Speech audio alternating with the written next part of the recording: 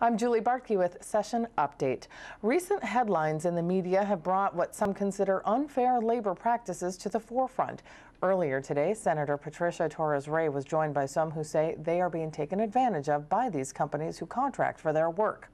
The Senator and Representative Carlos Mariani are authoring legislation to raise awareness and to try to change such practices.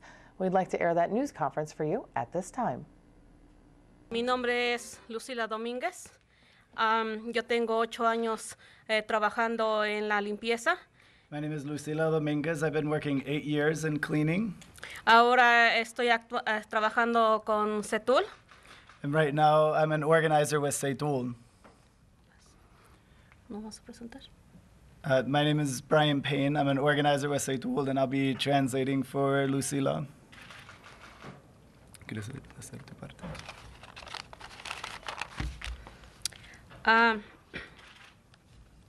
Tenemos 3 años organizando trabajadores de limpieza. So at CETUL, we've been organizing for 3 years with retail cleaning workers. En los últimos 10 años el sueldo ha bajado mucho y el peso de trabajo es el doble. Over the past 10 years, wages have gone down significantly for workers while our workload is nearly doubled. La razón es porque las corporaciones ponen a competir a las compañías de limpieza.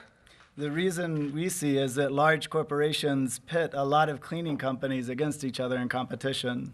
Por ejemplo, Target. If we look at the example of Target, Se descubrió que en algunos documentos que Target tiene un proceso de competencia para contratistas que llevan 3 rondas.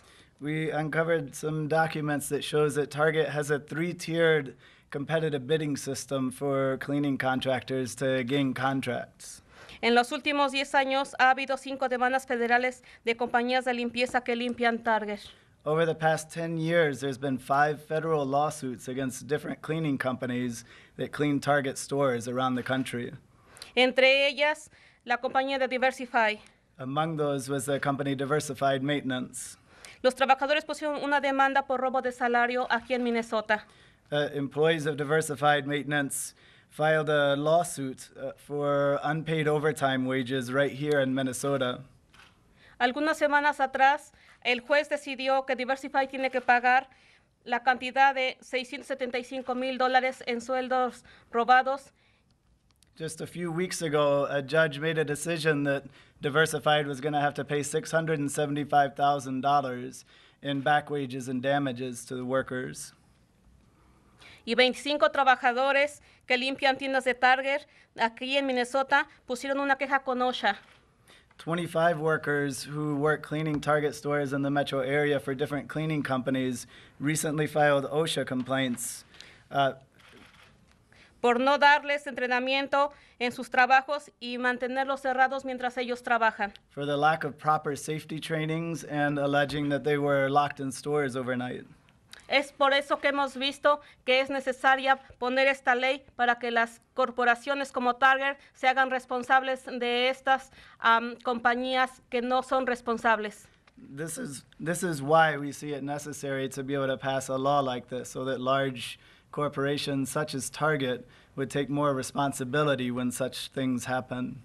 Muchas gracias por su atención. Thank you for your time.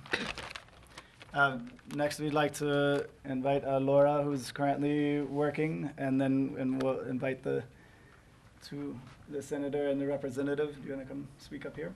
Okay. Hi, my name is Laura DiPlacido, and I work for Urus Cleaning Coals. Many workers like myself have been told to work far beyond the bounds of what we were first told when we were hired on. And while doing this, we're working for less pay, and our hours are being cut, and also we're expected to do increasingly more amounts of work. In a lot of cases, I've been told to do whatever the manager asks to avoid the complaints of the Kohl's store. However, this is a difficult task for me because my hours have been cut from 10 to 15 hours per week, and I'm expected to do much more than I was previously working. Myself and my other co-workers have tried hard to stop this from happening, so we decided to go on strike. Some Urist employees have been retaliated against. And to fight this retaliation, we decided that we would go on strike. And I think that this would be a great bill to pass to be able to stop further retaliation from cleaning companies such as Urist and stop Kohl's from taking advantage of their employees and the company itself. Thank you very much. Next, we'd like to invite Senator Patricia Torres Ray, who's helping put forth this bill. Thank you very much for inviting us to be part of this important fight. We are here in support of the SATUL workers and to announce that we are sponsoring a bill in the House, Representative Carlos Mariani, and in the Senate, I am the author of this bill. And what we intend to do is not only to raise awareness about issues that impact so many families, so many workers that are not being paid for their work.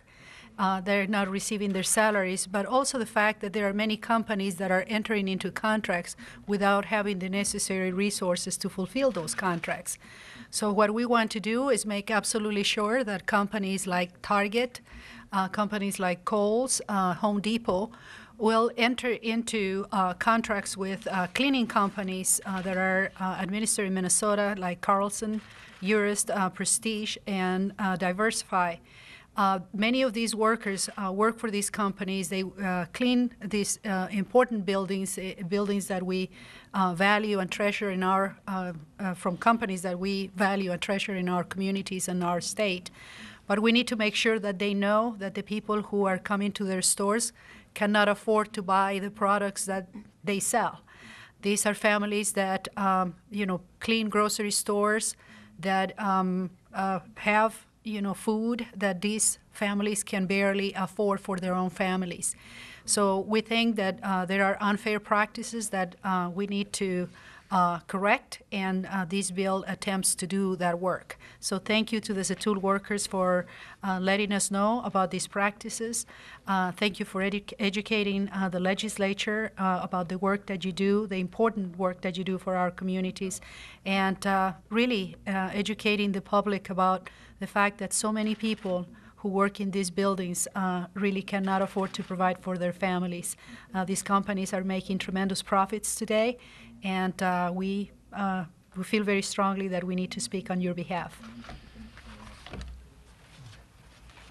Thank you, Senator. Good afternoon. My name is Carlos Mariani, and today in the House floor, House File 1013 was formally introduced, and I want to say that I'm very proud to be authoring this piece of legislation along with Senator Torres Ray on behalf of our hardworking workers and families across Minnesota who work in this retail sector of our society. Some folks might say, well, Minnesota is such a strong labor state. What's the problem? This sounds like something that occurs in non-union states, if you will. Well, the truth is that the practices have evolved over time. We obviously have a strong set of labor laws in the state of Minnesota, backed up by federal laws as well. But what you have are new practices in which big employers, who are in fact indeed quite profitable, are using intermediaries, if you will, to be able to access hardworking workers to keep their enterprises going, while minimizing their responsibility in terms of labor law and employment relationships with these individuals.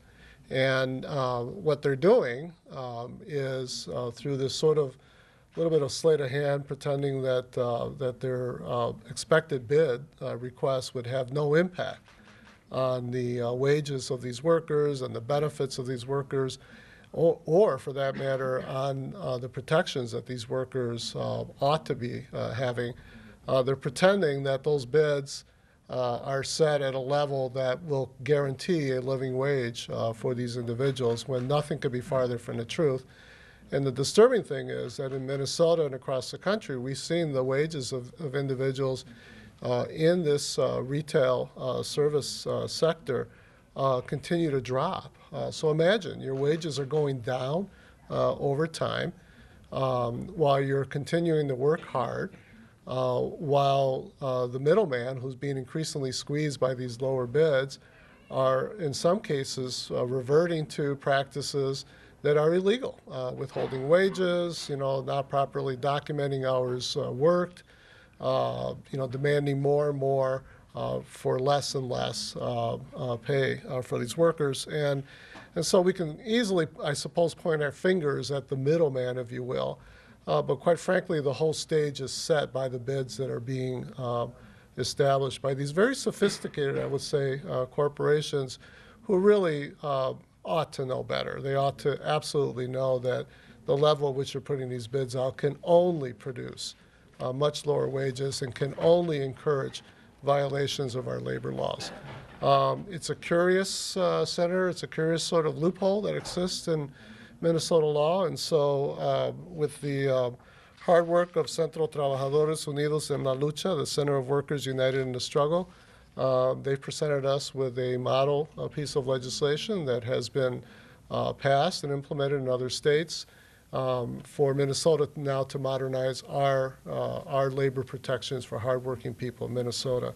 And so I'm really looking forward to the discussion, the debate, the votes, and hopefully strong action on the part of Minnesota for our hard workers. Let me just say one final thing, and that is that these workers are heavily drawn from immigrant communities, from communities of color, obviously very diverse communities, but we're talking about the communities that, by and large, are growing sectors in Minnesota. We need these workers to be successful in order to continue to drive our prosperity in our state. And frankly, we need their children to be successful. It's very hard to be a successful child in our schools when your parent is making less money, working harder, and being denied, what you're legally entitled to in terms of worker protections. And so in many ways, our school systems also suffer as a result.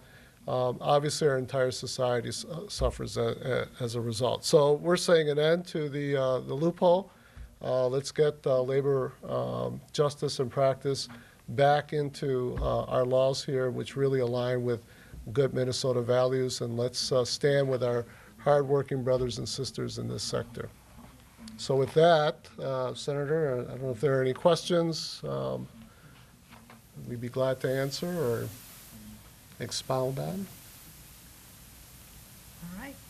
All right. Thank you. If not, thank you.